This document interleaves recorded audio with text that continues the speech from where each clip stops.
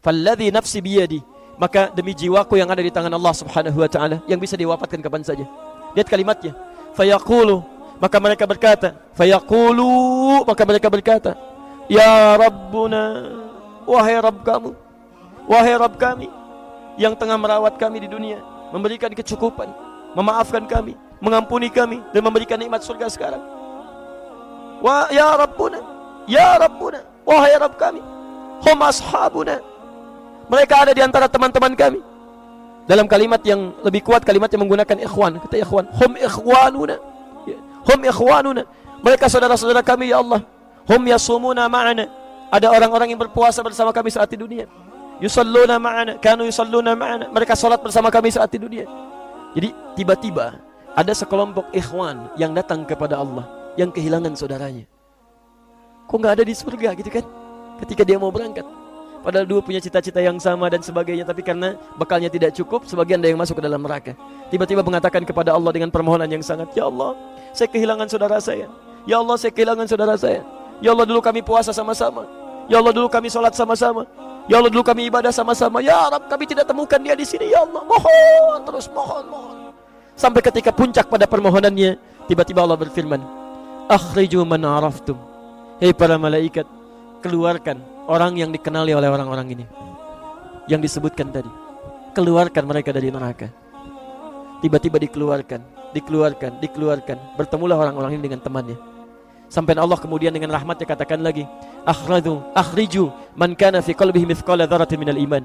Keluarkan sampai yang ada titik terkecil iman dalam hatinya, keluarkan dari neraka. Bahkan hadis ini ada di Al-Bukhari nanti, ya ada di Al-Bukhari nomor hadis ke-14, posisi paling kiri sebelah bawah, ya, tayyib.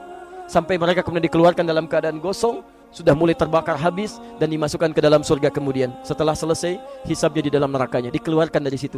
Jadi ada orang-orang yang dengan syafaat temannya bisa keluar dari neraka, masuk ke dalam surga.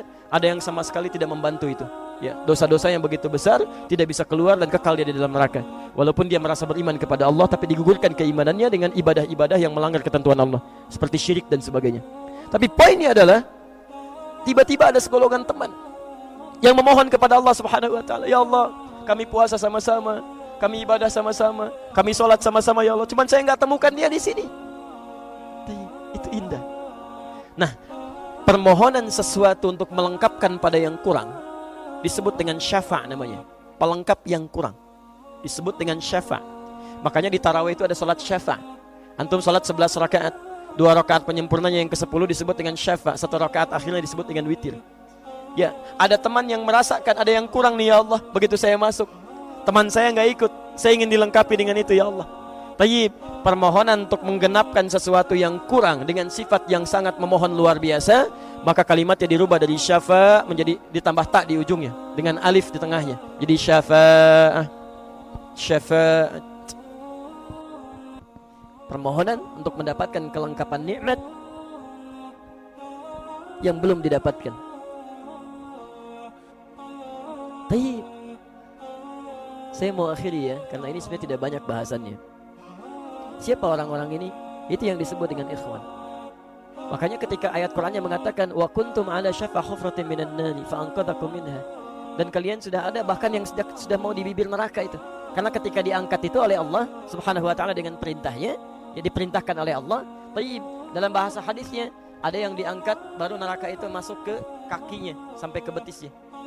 Ada yang sudah masuk sampai ke punggungnya, ada yang sudah ke lehernya, dan ada yang sudah tenggelam di dalamnya. Tayyib. Jadi ada yang baru di bibir neraka diangkat, ada yang baru sudah mau masuk ke di neraka diangkat, ada yang sudah tenggelam diangkat. Jadi macam-macam. Ya, fa asbahtum bi ni'mati ikhwana. Siapa yang bisa mengangkat itu semua? Di antaranya Allah berikan nikmat kepada Anda dengan dapatnya ikhwan dalam kehidupan. Cuma itu yang bisa menolong Anda di hari akhirat, teman-teman terbaik selain syafaat-syafaat yang lainnya. Ada orang mendekat kepada Al-Qur'an, ada orang sering bersalawat kepada Nabi, ada orang mendekat pada hukum-hukum Allah.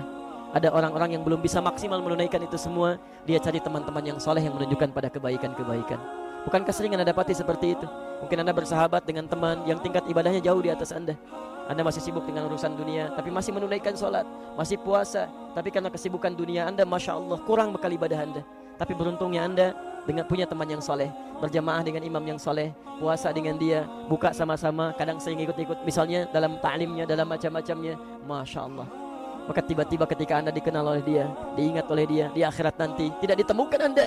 Ya Allah, dia kawan saya ya Allah, dia teman saya ya Allah, dia saudara saya ya Allah, kami pernah ta'lim sama-sama ya Allah, kami pernah puasa sama-sama ya Allah, kami pernah sholat berjamaah sama-sama ya Allah. Mohon jangan pisahkan ya Allah, jangan pisahkan.